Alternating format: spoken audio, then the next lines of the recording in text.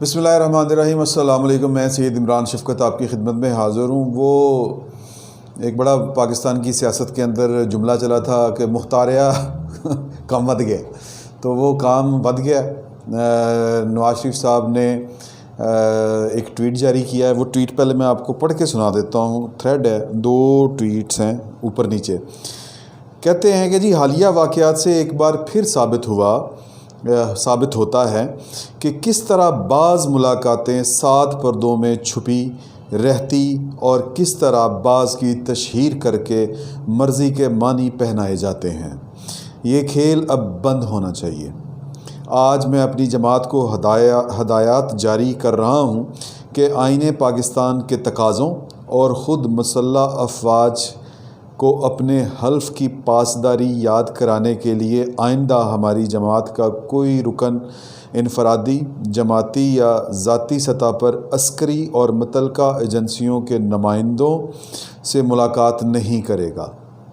कौमी दिफा और आइनी तकाज़ों के लिए ज़रूरी हुआ तो जमाती क़यादत की मंजूरी के साथ ऐसी हर मुलाकात एलानिया होगी और इसे खुफिया नहीं रखा जाएगा। नवाज शरीफ, ये उन्होंने अपने ट्विटर के ज़रिए एक जवाब दिया है जिसमें तंज़ है और थोड़ी सी याद दहानी कराने की कोशिश है कि आपने कोई हल्फ उठाया हुआ है।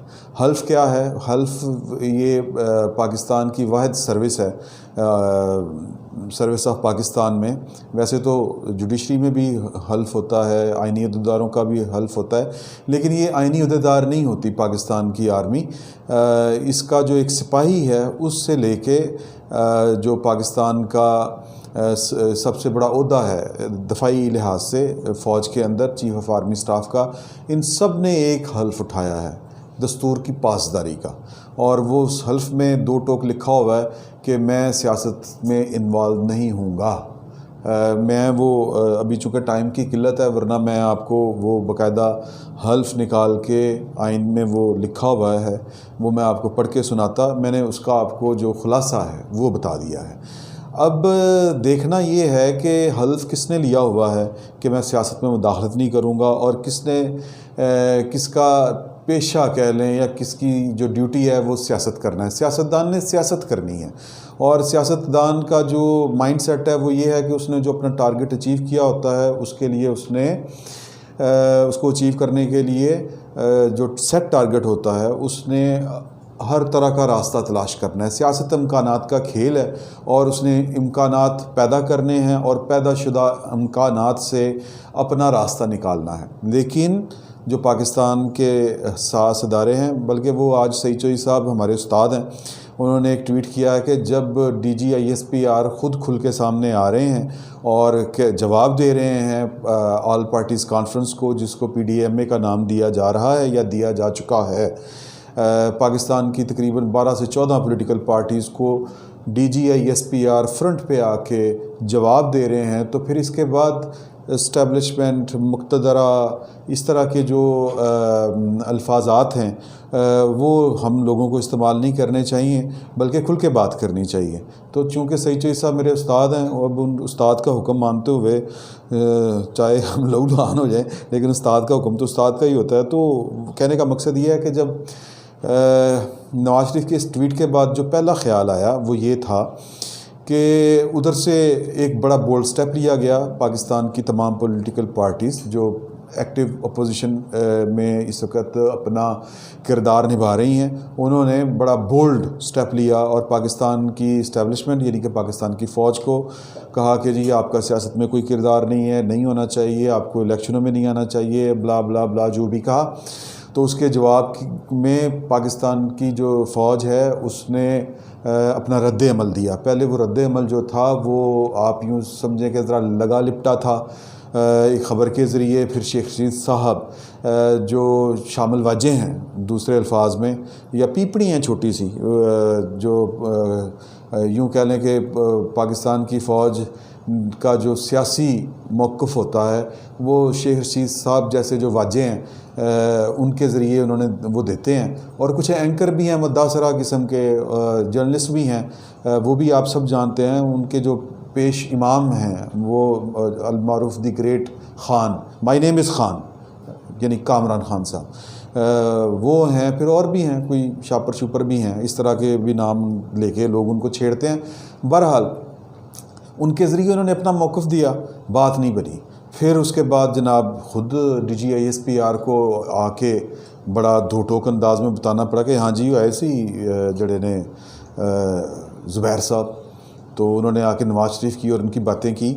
تو اب جو نواز شریف صاحب نے اسٹیٹمنٹ دیا ہے یہ جواب الجواب ہے، جس کا دوسرا مطلب یہ ہے کہ بھائی جان صف بندی ہو گئی ہے، آمنے سامنے آ گئے نا سارے۔ تو یہ جو آمنے سامنے آ گئے ہیں نا، یہ پاکستان کے لیے اچھا ہے یا نہیں ہے، فی الوقت اس کے اوپر کوئی رائے زنی کرنا میرا خیال ہے قبل از وقت ہوگا۔ خدشات ہیں، اس میں کوئی شک نہیں ہے۔ خدشہ یہ ہے کہ پاکستان کی جو فوج ہے وہ بڑی مضبوط ہے، اس کے پاس ہر طرح کی طاقت ہے، اور پوری ریاست جو ہے وہ اس کے اشاروں پہ چلتی ہے، اس کی مرضی پہ چلتی ہے، اور سیاستدان نہتے ہیں، ان کے پاس زبان استعمال کرنے کے علاوہ اور کچھ نہیں ہے۔ لیکن ان نہتوں کو نہتا بھی سمجھنا میرا خیال ہے کہ یہ بھی ان کے ساتھ زیادتی ہوگی اگر ہم سمجھیں کہ بڑے کمزور ہیں، کیونکہ عوام کی طاقت بڑی شے ہوتی ہے۔ عوام جو ہیں وہ ان کا نیریٹو میں کہتا ہوں بائے کر چکے ہیں، اور اس میں مجھے تو کوئی شک نہیں ہے۔ اس کی وجہ یہ ہے کہ بہت بڑا ووٹ بینک ہے، مولانا فضل الرحمان کا اپنا ووٹ بینک ہے، اور وہ والا ووٹ بینک ہے جو جری قسم کا ووٹ بینک، کہ جو ووٹ بھی ڈال دیتے ہیں اور کسن بھی ڈال دیتے ہیں، مطلب لاٹھیاں شاٹھیاں لے کے بھی وہ باہر نہ نکل آتے ہوتے ہیں۔ پیپلز پارٹی کا ووٹ بینک اگرچہ محدود ہو گیا سندھ تک، لیکن ان کے جو نظریات ہیں، ان کے جو حامی ہیں، وہ پنجاب میں بھی بہت ہے، ووٹ بے شک نہ دیں، لیکن ان کی جو پولیٹیکل ویژن ہے کہ پاکستان کو کیسا ہونا چاہیے، پھر انہوں نے پاکستان کے لیے جس طرح کر کے وہ چلے، جو ان کو پھر سختیاں برداشت کرنا پڑی، ان کے قائل ہیں لوگ، معترف ہیں ان کے، تو ہمدردیاں بہرحال ووٹ ہو نہ ہو ہمدردیاں ان کے ساتھ ضرور ہیں۔ تو نواز شریف تو جناب پنجاب دا لیڈر، بہت سے لوگ میری اس بات سے اختلاف کرتے ہیں کہ یہ پنجاب سندھ بلوچستان کے ہے، بھائی یہ حقیقتیں ہیں، یہ پاکستان کی اکائیاں ہیں، اور پاکستان کے آئین میں یہ لکھا ہوا ہے۔ تو میں یہ جو ہے بات کر کے کوئی تعصب کا پرچار نہیں کر رہا، یہ اپنی حقیقتیں ہیں، دستور میں ان کے نام لکھے ہوئے ہیں، اور یہ اکائیاں ہیں پاکستان کی، اور یہاں پہ جو لوگ بستے ہیں ان کے اپنے جذبات ہیں، ان کے اپنے خیالات ہیں، اور وہ خیالات جو ہیں وہ ان میں شدت آتی جا رہی ہے کہ اور کتنی دیر۔ تو نواز شریف جو ہیں وہ بیسکلی ان خیالات کو، ان جذبات کو مٹیریلائز کر رہے ہیں۔ تو کہنے کا مقصد یہ ہے کہ آنے والے دنوں میں یہ جو صف بندی ہو رہی ہے، یہ حالات جو ہیں وہ خطرناک رخ بھی اختیار کر سکتے ہیں۔ تو اس میں جو دانش مندی ہوگی، عقل مندی جو ہوگی، یا پاکستانیت اگر کہیں پہ ہوگی، یعنی انا کو چھوڑ کے، تو وہ یہ ہوگی کہ یار کے درمیان کا کوئی راستہ نکالیں، بیٹھ جائیں۔ پولیٹیشین کے پاس تو سب سے بڑا جو ہتھیار ہے وہ مذاکرات ہوتے ہیں۔ تو میرا خیال ہے کہ نواز شریف جتنے مرضی یعنی آخری حد تک چلے جائیں، ایک آپشن وہ کھلا رکھیں گے، اور وہ ہوگا مذاکرات کا۔ وہ انہوں نے اپنی اے پی سی کا جو اعلامیہ ہے اس میں بھی انہوں نے دو ٹوک لکھا ہوا ہے کہ یار کہ اگر مین وائل ہمیں مذاکرات کرنے پڑے تو وہ مذاکرات بھی کیے جائیں گے۔ اب مذاکرات کی عادت جو ہے وہ پولیٹیشنوں میں تو ہوتی ہے، لیکن جو فریق ثانی ہے، پاکستان کی فوج ہے، ان کی سرشت میں یہ چیز نہیں ہے۔ ان کی ٹریننگ ہی ہے کہ لڑنا ہے، سامنے دشمن ہے اور اس کو مارنا ہے۔ تو اب یہ صورتحال جو ہے وہ پیچیدہ ہو رہی ہے، اور اس میں جو خطرناک بات یہ ہے کہ اگر مذاکرات کا دروازہ نہ کھولا گیا، جس کے لیے اپوزیشن تو تیار ہے، تو پھر حالات خراب ہی ہوں گے۔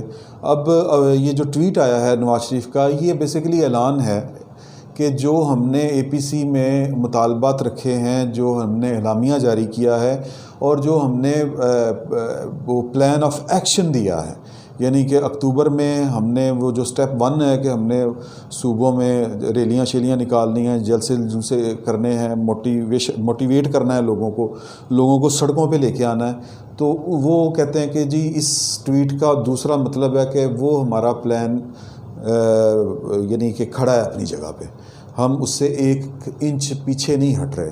تو مطلب یہ کہ اس ٹویٹ کا دوسرا مطلب یہ ہے کہ جناب کہ تسی جو کرنا کر لو اسی تے آ رہے ہیں۔ تو اب دو چیزیں ہیں کہ یا تو مذاکرات کی طرف آج نہیں تو کل، دشمن سے بھی تو آپ مذاکرات کرتے ہیں نا جی، کرنے پڑتے ہیں۔ اور یہ دیکھیں افغانستان میں کیا ہو رہا ہے، امریکہ فتح کرنے آیا تھا افغانستان کو، وہ فتح ہوا ہے یا نہیں ہوا، لیکن اینڈ پہ انہی لوگوں کے ساتھ ان کو مذاکرات کرنے پڑ رہے ہیں۔ ہمارے پاس نواز شریف کے پاس اور جتنی اپوزیشن لیڈر ہیں ان کے پاس جو ہے وہ شناختی کارڈ اور پاسپورٹ انڈیا کا نہیں ہے، اسرائیل کا بھی نہیں ہے، پاکستان کا ہے، سارے پاکستانی ہیں۔